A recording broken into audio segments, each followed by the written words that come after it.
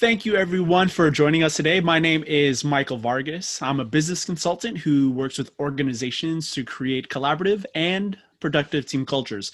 This video series by Lead by Impact is about talking to leaders who share their own hero's journey with team culture. And today we have Eric Chagala. Eric Chagala has his PhD in education leadership, is the founding principal of Vista Innovation and Design Academy, VITA. Eric believes that all kids need a place to matter, that our actions say what we believe about our children, and that schools have souls and these souls need to be nourished. Eric is also faculty for the Graduate School of Education at High Tech High, an amazing space, co-teaching leading innovation schools. He's also IDEO's Design Council member for School Retool and Teacher Guild. He's a Deeper Learning Fellow for DLLF, co-founder of Design Camp for Education, and Chief Development Officer for the nonprofit Unlocked Incorporated. Thank you so much for being here today, Eric. Hey, thank you for having me, Michael. It's great to be here. So Eric and I met a few years ago at this amazing event called Service Jam. It's what I guess you could call it kind of like a hackathon, right? Yeah.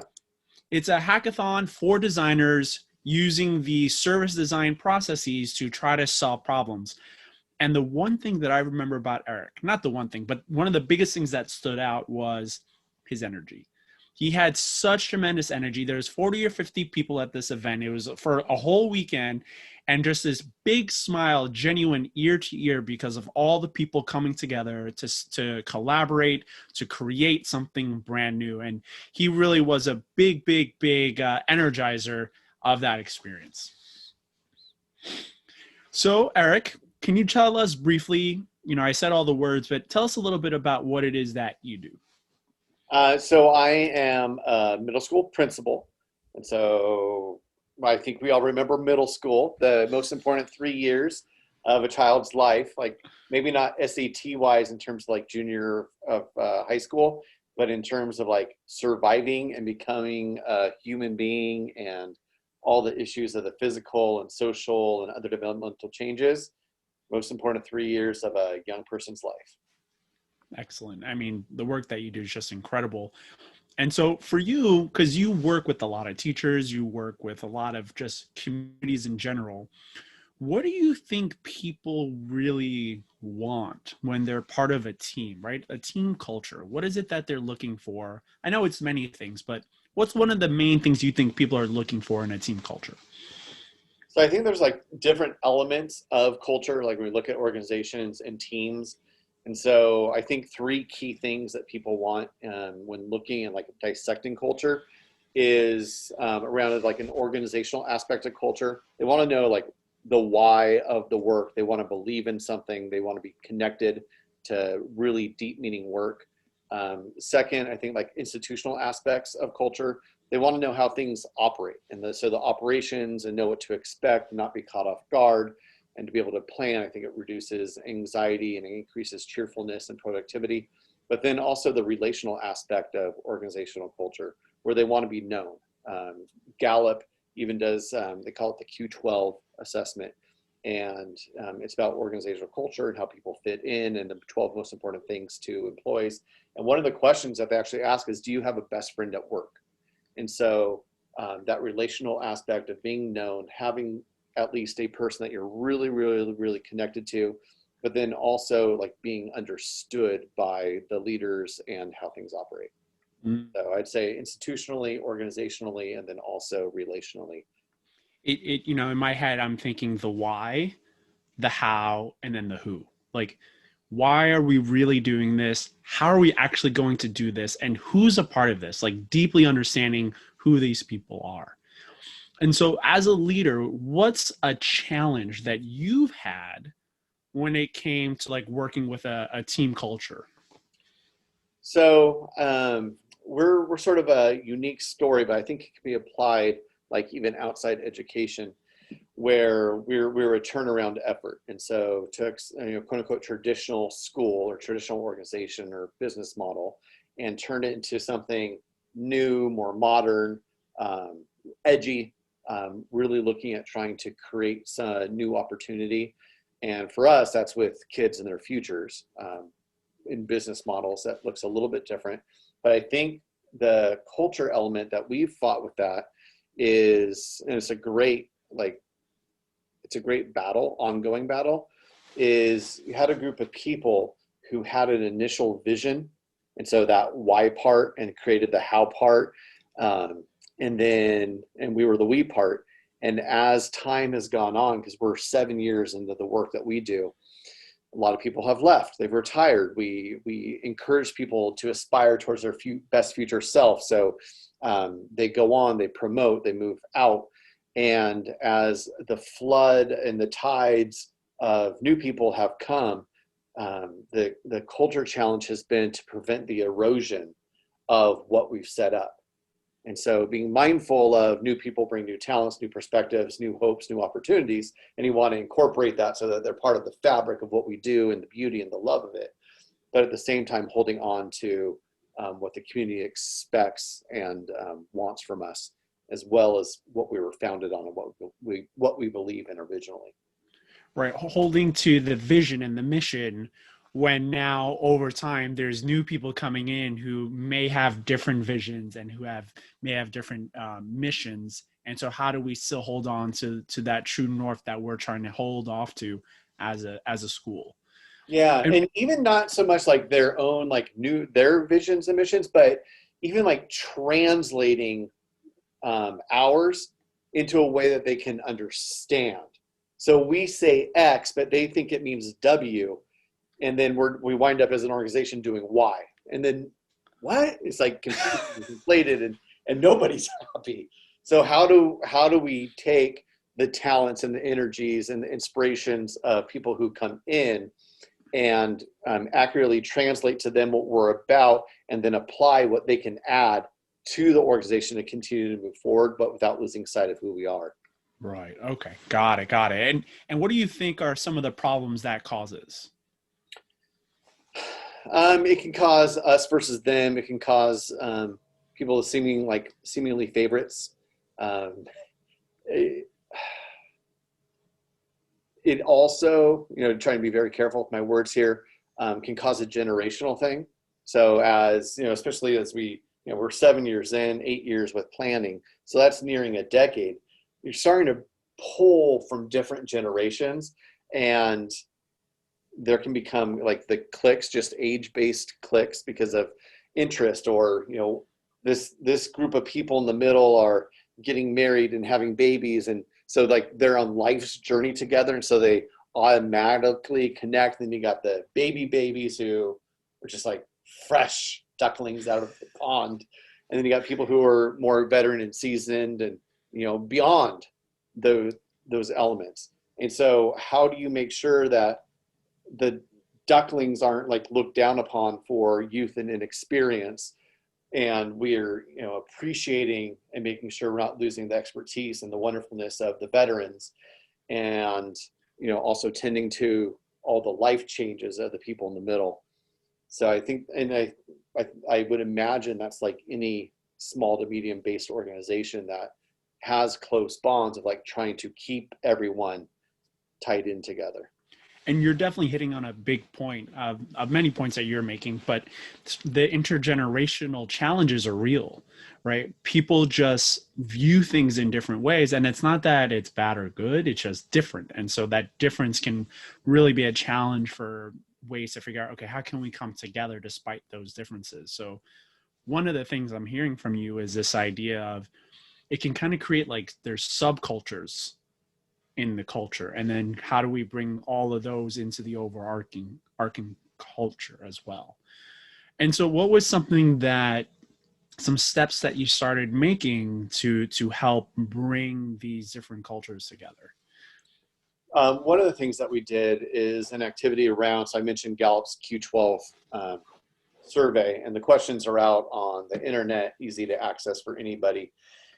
We're a public school, so we don't have a lot of money to bring in people to actually run a Q12 type thing. So what we did is we modified an activity around it where we took the 12 questions, we posted them up around the room, we gave everyone colored dots, and we asked them, I think we gave them 4.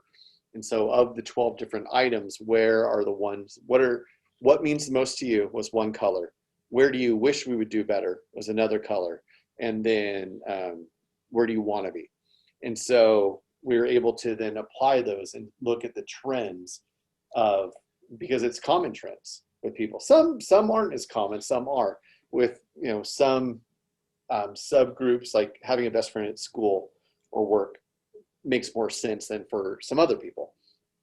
And so we were able to look at that as an organization and then have a leadership team go through trying to decipher what it means, and then how do we tend to that in the outreach and the connections and the ways that we communicate and build teams around things.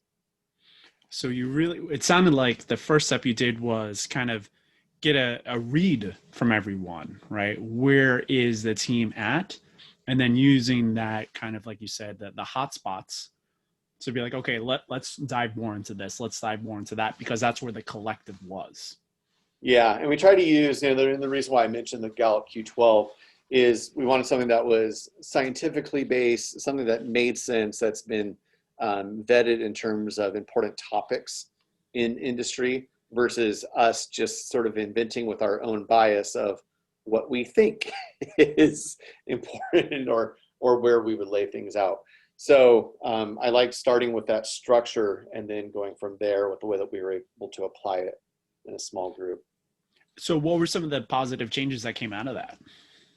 Some of it was how we do our groupings. And so, teams in a school is often around grade levels or subject matters that you teach, and looking at how we mix those things up, looking at how many people did or didn't, quote, have a best friend at school, and comparing that with the stickers of this does matter to me quite a bit. And then, so how do we then arrange, and this is even obviously pre-COVID, how do we arrange to bump into each other more and to allow for opportunities to see each other and interact in different ways?